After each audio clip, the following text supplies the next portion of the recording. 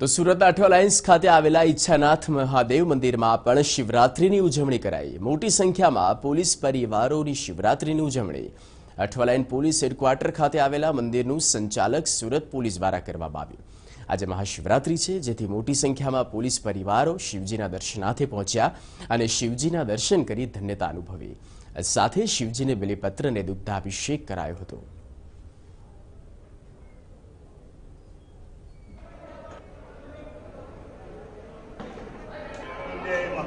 અઠવાલાઇન્સ ખાતે આવેલું આ પોલીસ હેડક્વાર્ટર્સનું મંદિર મનાય છે।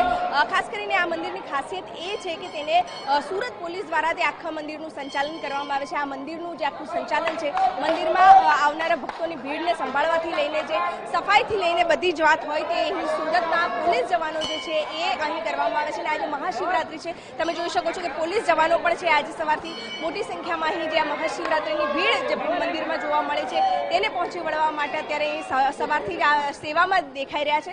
ખાસ કરીને જોઈ રહ્યા છો કે ભક્તોની ભીડ પણ છે મોટી સંખ્યામાં આવી રહી છે।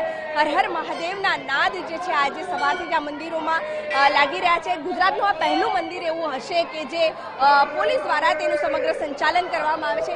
આપણી સાથે ભક્તો છે, એમની સાથે પણ વાત કરવાનો પ્રયત્ન કરીશું કે આજે જ્યારે મહાશિવરાત્રી છે કેવી રીતે પૂજા કરવામાં આવી છે, શું કહેવામાં આવશે। आज शिवरात्रि है और मेनली आज मंडे भी है, सो शिव जी का ही दिन होता है। सो मतलब बहुत बड़ा दिन है कि आज मंडे के दिन शिवरात्रि और इसलिए पूजा करने आए हैं।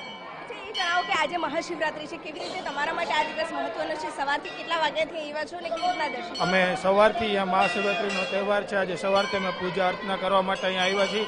ભોળાનાથની પૂજા અર્ચના કરીને અમને ખૂબ જ ધન્યતા અને પવિત્રતા અનુભવીએ છીએ। આજે સવારથી તમે જોઈ શકો છો કે મંદિરમાં જે છે ભક્તોની ભીડ જોવા મળી રહી છે। મહત્વની વાત તો એ છે કે સોમવાર છે અને મહાશિવરાત્રીનો જે સંયોગ છે તે આજે જોવા મળ્યો છે અને એ જ કારણે જે છે શિવ મંદિરોના ભક્તોની ભીડ જામી છે।